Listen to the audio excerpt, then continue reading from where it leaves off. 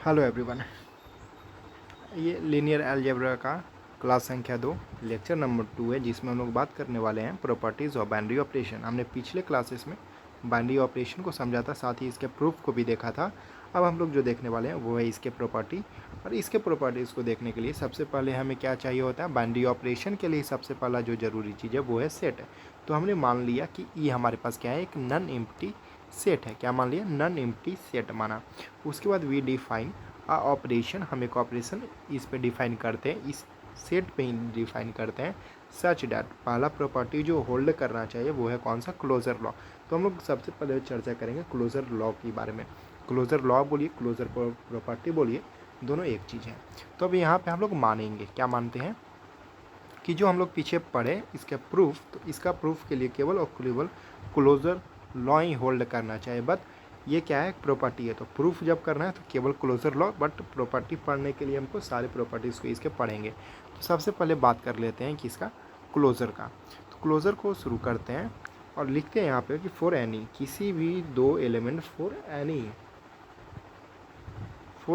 To element, कोई भी, जैसे हम मानते हैं ए और बी कोई भी हमारे पास क्या है, दो एलिमेंट है जो बिलोंग कर रहा है किससे, इस सेट ई से बिलोंग करता है। ठीक, सच डैट कि a operation b also belong to this element e, इस ई से ही अगर बिलोंग करता है वो हमको दिखेगा, तो हम लोग क्या कहेंगे, इसको क्लोजर लॉ को होल्ड करता है। अगर ऐसा हमको देखने को मिलता है तो क्या बोलेंगे, क्लोजर लॉ एग्जिस्ट करता है। सेकंड नंबर संख्या पे आता है हमारा एसोसिएटिव लॉ। कौन सा, एसोसिएटिव लॉ क्या है, एसोसिएटिव लॉ। कौन सा, एसोसिएटिव लॉ बोलो, या फिर इसी को बोल सकते हैं हम लोग एसोसिएटिव प्रॉपर्टी। अब इस एसोसिएटिव प्रॉपर्टी का क्या कहना है, इस एसोसिएटिव प्रॉपर्टी का कहना है कि अगर हमारे पास, मानते हैं कि हमारे पास क्या है कि ई क्या है, एक सेट, और कोई भी फॉर एनी थ्री एलिमेंट, कोई भी हमारे पास तीन एलिमेंट हो सकता है। वो क्या हो सकता है, ए हो सकता है, बी हो सकता है और सी हो सकता है। जो कहाँ से बिलोंग कर रहा है, तो इस ई सेट से बिलोंग कर रहा है। ठीक, सच डैट की ए ऑपरेशन बी क्या करते हैं, a operation b operation c is equal to a operation b operation c. इसका मतलब क्या है, इसका मतलब है कि पहले हम ए ऑपरेशन बी, ए और बी का ऑपरेशन करें। जैसे अगर प्लस दिया हो तो पहले हम ए प्लस बी को जोड़ें, उसके बाद हम उसी के साथ उसको जोड़ें। ये बराबर होना चाहिए कि अगर हम पहले क्या कर दें, बी और सी को जोड़ने के बाद ए को जोड़े, तो ये दोनों चीज़ें क्या होनी चाहिए, बराबर होनी चाहिए। तो हम इसको बोलते हैं क्या, एसोसिएटिव लॉ। और इस एसोसिएटिव लॉ को होल्ड करता है अगर ये दोनों बराबर हो जाए तब। इसके बाद जो हमारे पास अगला प्रॉपर्टी आता है सामने, वो उसका नाम है कौन सा, तो एग्जिस्टेंस ऑफ आइडेंटिटी। क्या है, एग्जिस्टेंस ऑफ आइडेंटिटी है। तो इसका बात करेंगे तो हमारे पास तीसरा प्रॉपर्टी जो देखने को मिलता है वो है एग्जिस्टेंस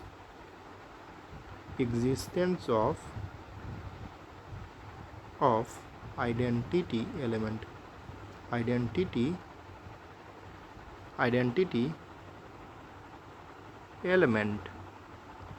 आइडेंटिटी एलिमेंट का एग्जिस्ट करना। ठीक है, तो इसके लिए भी हमारे पास, जैसे कि हमने एक सेट मान रखा था, तो फॉर एनी एलिमेंट, कोई भी एक एलिमेंट हम लोग मानते हैं। ठीक है, हम लोग क्या करते हैं, कोई भी एक एलिमेंट हम मान लेते हैं यहाँ पे।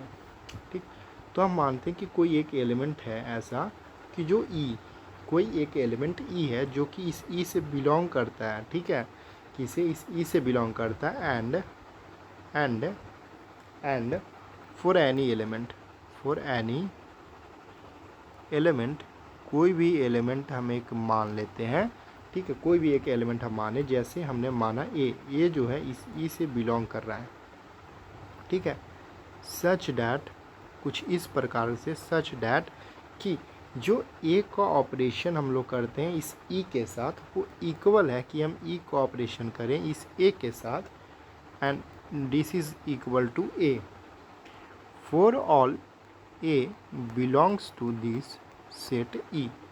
आई होप ये चीज़ क्लियर हो रहा होगा। जैसे अगर हम बात किए कि a operation e operation a is equal to a, इसको हम लोग जब एग्जाम्पल टेक ओवर करने वाले हैं, एग्जाम्पल जब हम टेक करेंगे लेंगे, ठीक है, तब हम इसको क्लियर कर लेंगे। ठीक है, अब यहाँ पे आइडेंटिटी की बात करते हैं, तो यहाँ पे अब दो बात को याद रखना है।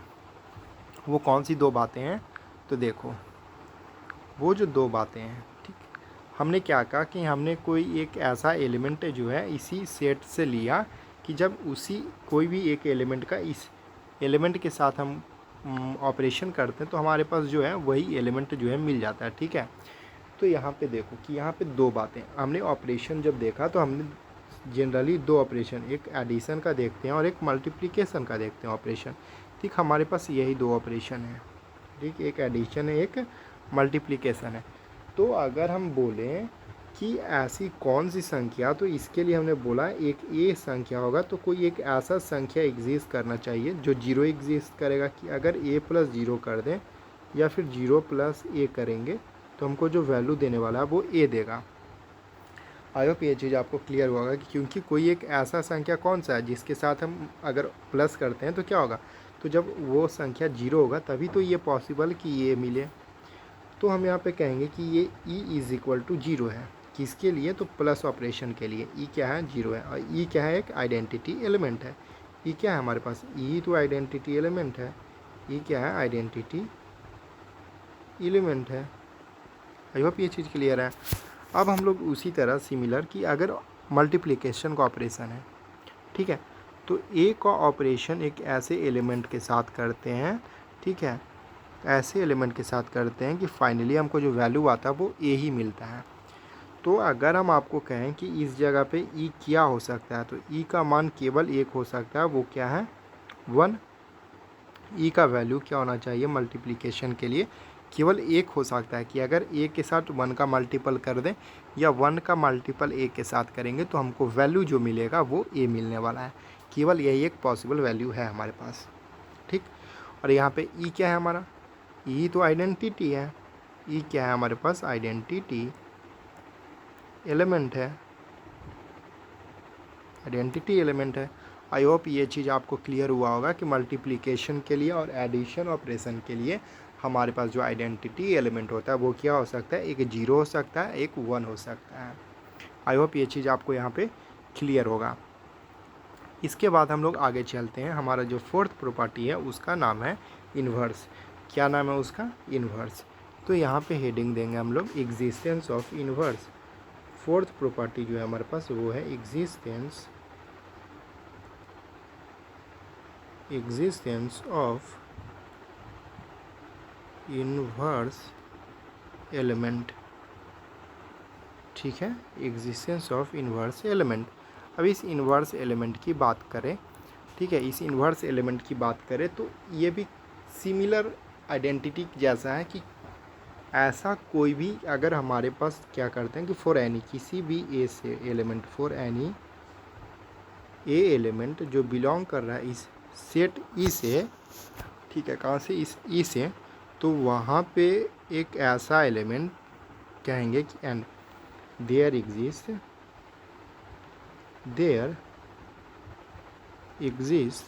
ए इन्वर्स सच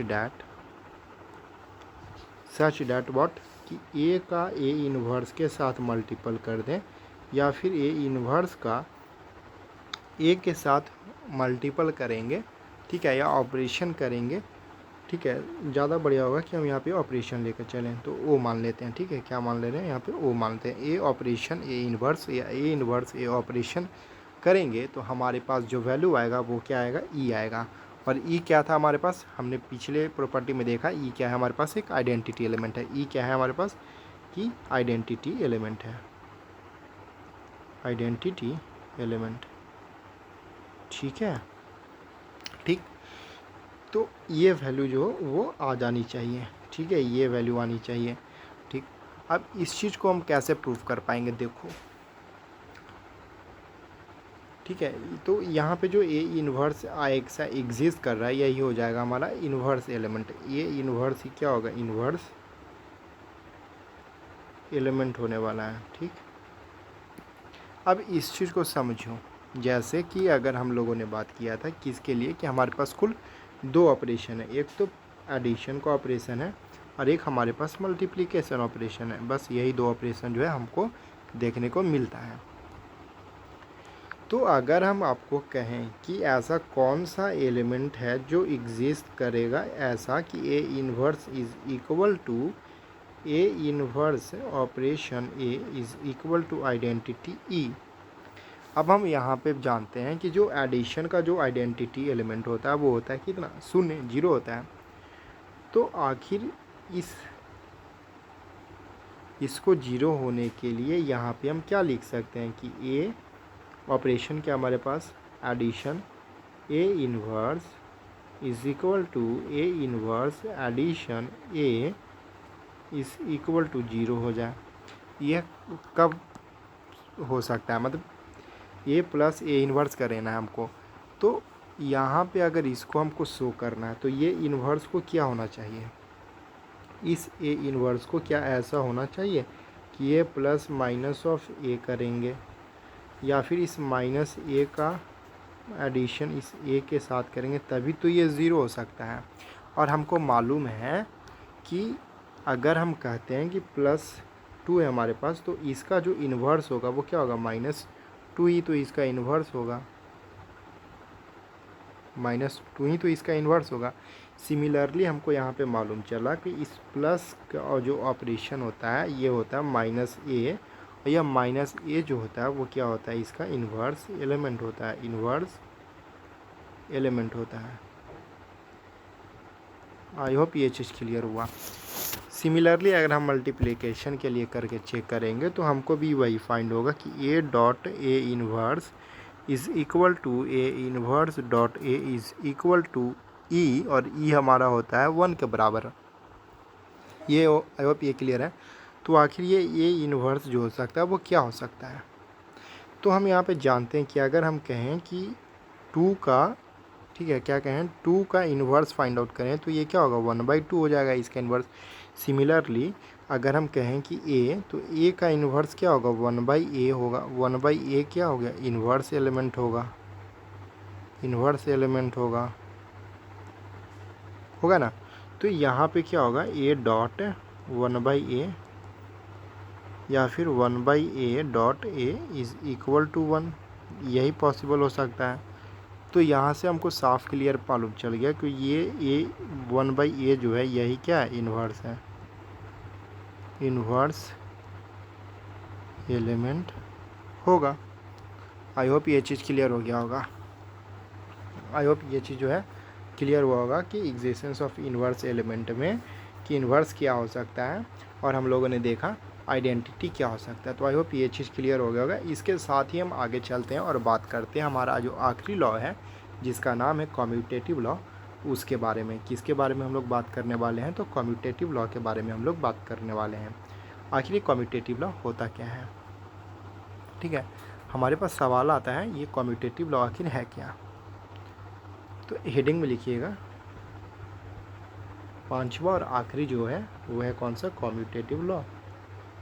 क्या है हमारे पास, कम्यूटेटिव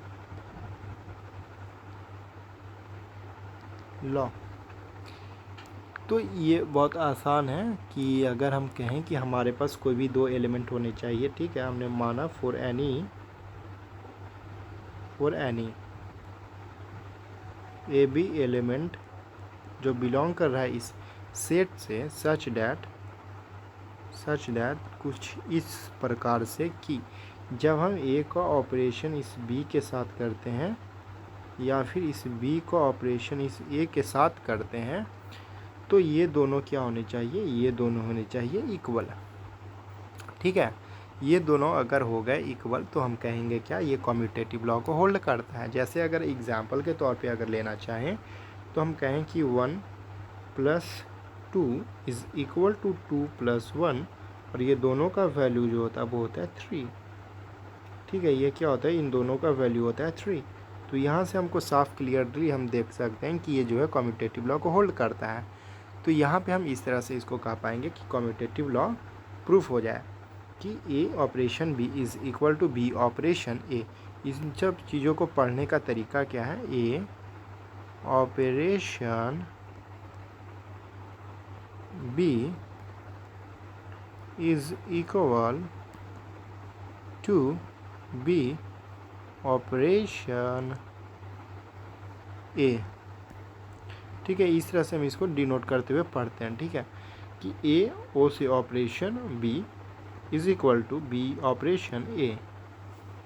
आई होप ये चीज़ आप लोगों को क्लियर हुई होगी। इसके साथ ही अगर हम चर्चा करें कि आने वाले क्लास में हम लोग क्या देखेंगे और किस बात पे चर्चा करने वाले हैं, तो वो है कि इसके नोटेशन के बारे में और कुछ एग्जांपल्स। उसके बाद हम लोग algebraic structure, groupoid, semi group, monoid, इन सब चीज़ों को देखेंगे। और इनके बाद हम लोग चलेंगे अपने मेन टॉपिक, जहाँ शुरू होगा कि फील्ड क्या है, फिर फील्ड के प्रॉपर्टीज़ क्या है, फील्ड को प्रूफ कैसे करें, जो है वेक्टर स्पेस।